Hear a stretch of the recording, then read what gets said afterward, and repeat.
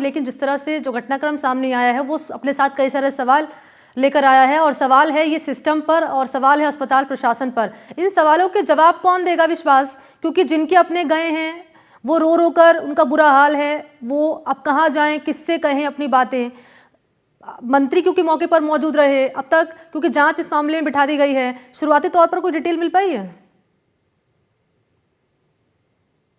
तो देखिए, अभी तक तो जो जानकारी मिल रही है वो यही है कि शॉर्ट सर्किट से आग लगी थी और जो लोग थे उन्हें बचाने की कोशिश की थी। अब देखिए कि जो आसपास के वार्ड्स में भी जो लोग भर्ती थे वो क्रिटिकल सिचुएशन में, यहाँ पर जो स्टाफ है, नर्सिंग स्टाफ है, हॉस्पिटल के जो लोग हैं वो लगातार कोशिश कर रहे हैं कि इन्हें बचाया जा सके। बहुत क्रिटिकल ये पेशेंट है। ये जो पास का ऑपरेशन वाला जो वार्ड था, आईसीयू वाला, वहाँ पर मौजूद थे, जहाँ हमने अभी आपको दिखाया था। और उसके अलावा देखिए जितने भी पेशेंट्स वहाँ पर से रेस्क्यू करके लाए गए थे, जो कि आसपास के वार्ड में थे, वो यहाँ पर रखे गए हैं। जो उस वार्ड में पेशेंट्स थे उन्हें तो वहाँ पर बर्निंग वार्ड में शिफ्ट कर दिया गया है।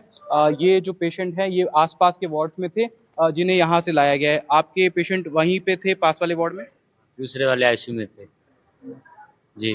कौन लेके आया इनको, किस तरह से ले गए? खुद लेके आए थे जी। हॉस्पिटल स्टाफ या किसी तरह का फायर कर्मी या पुलिस कोई नहीं था? कोई भी नहीं था वहाँ पे स्टैंड, तो थे सब अपने अपने पेशेंट को हेल्प करा रहे थे, हम भी करा रहे थे, वो भी सब हेल्प करा रहे थे। अब ये ठीक है? अभी तो ठीक है। आईसीयू में भर्ती थे, क्या हुआ इन्हें, कहाँ से आए हो आप? एक्सीडेंट हो गया था, आगरा से आए थे हम जी। ये वो हमको 40 दिन हो गए कम से कम जी। उस वक्त जब अफरा तफरी मची, आपने देखा किस तरह से आग लगी, कहाँ से शुरुआत हुई? हम तो इसी के दूसरे वाले पेशेंट के साथ में थे जी। देखिए, बता रहे हैं यहाँ पर कि जो लोग थे वो भी अपने पेशेंट्स के साथ भागे।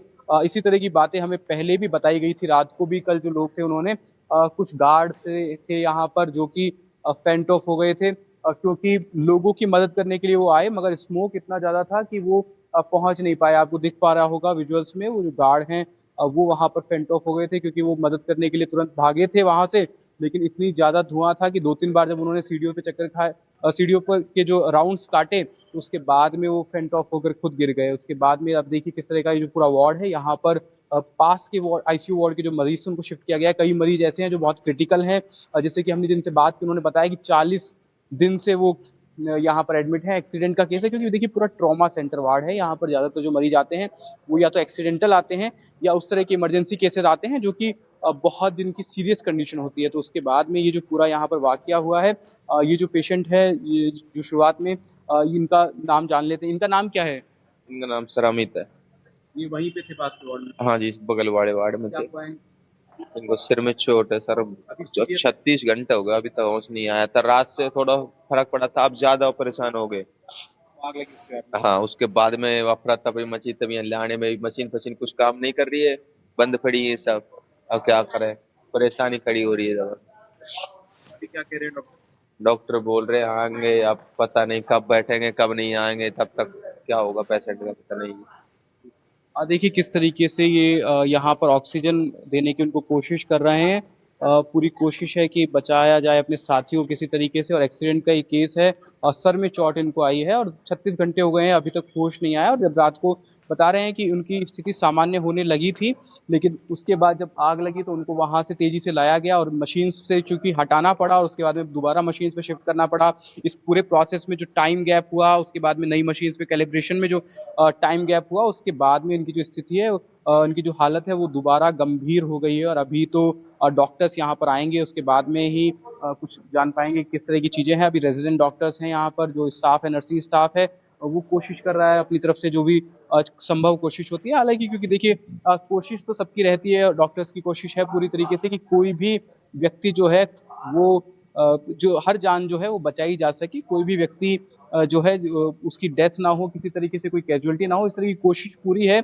और आप देखिए पूरा ये वार्ड है जिसमें अच्छा, फायर सेफ्टी अलार्म को पेशेंट्स को लेकर क्या लाया। जानकारी सामने आ रही विश्वास, फायर सेफ्टी अलार्म को लेकर?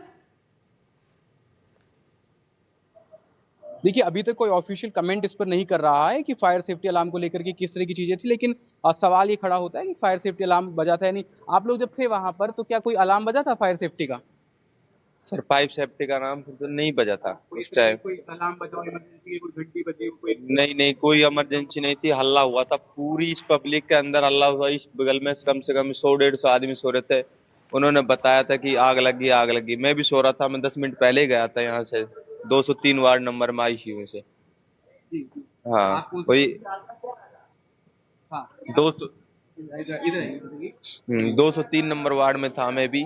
जो 10 मिनट पहले मैं गया था तो मेरी थोड़ी आंख लगी, तब हल्ला मचा कि आग लगी आग लगी।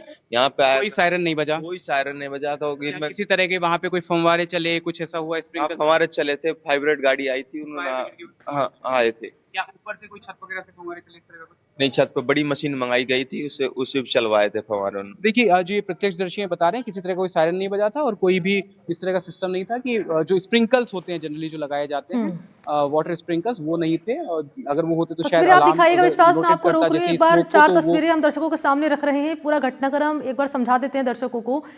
अब 4 तस्वीरों के जरिए समझिए कि जब ये घटनाक्रम सामने आया तो कैसे मौके पर अफरा तफरी मची और इस आग की चपेट में आने से 6 लोगों ने अपनी जान गंवा दी। धुआं इतना ज़्यादा रहा, कुछ सांस नहीं ले पाए और तस्वीरें जो सामने आई वो भयावह है। जो मंजर सामने आया वो भयावह रहा।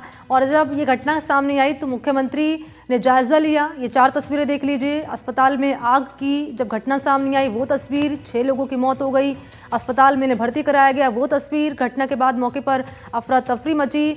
जो मरीज रहे वो इधर उधर अपनी जान बचाने के लिए भागते नजर आए और उनको जो परिजन थे वो अपनों को बचाने के लिए इधर उधर भागते नजर आए। और ये चौथी तस्वीर है जब देर रात मुख्यमंत्री अस्पताल पहुंचे और उन्होंने यहाँ जायजा लिया और इस मामले को लेकर अब जांच के निर्देश दे दिए गए हैं। लेकिन एक बड़ी लापरवाही जिसने कई लोगों की जान ले ली।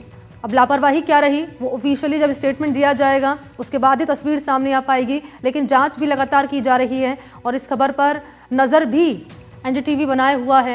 अपडेट आप तक लगातार पहुंचाते रहेंगे। लेकिन ये 4 तस्वीर आप जान पाएंगे ये पूरा घटनाक्रम जब सामने आया देर रात एसएमएस सवाई मानसिंह अस्पताल में। जयपुर के सबसे बड़ा अस्पताल है जयपुर का ये। लाखों की संख्या में पेशेंट आते हैं, करोड़ों की संख्या में साल में पेशेंट आते हैं।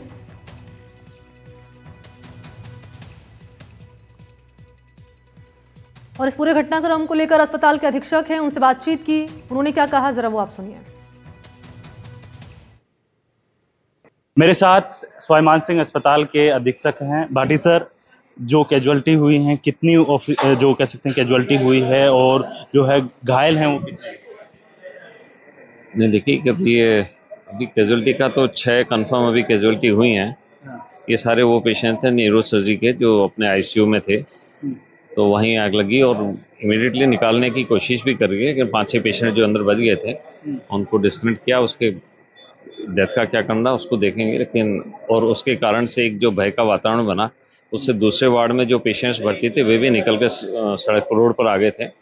उनको भी हमने एक बार के लिए एसएमएस में शिफ्ट किया है और यहाँ जो कुछ पेशेंट थे उनको दूसरी जगह शिफ्ट कर लिया है। तो अभी हालात ठीक है, लेकिन जो कैजुअलिटी होगी है उसको देख रहे हैं अभी क्या स्थिति थी।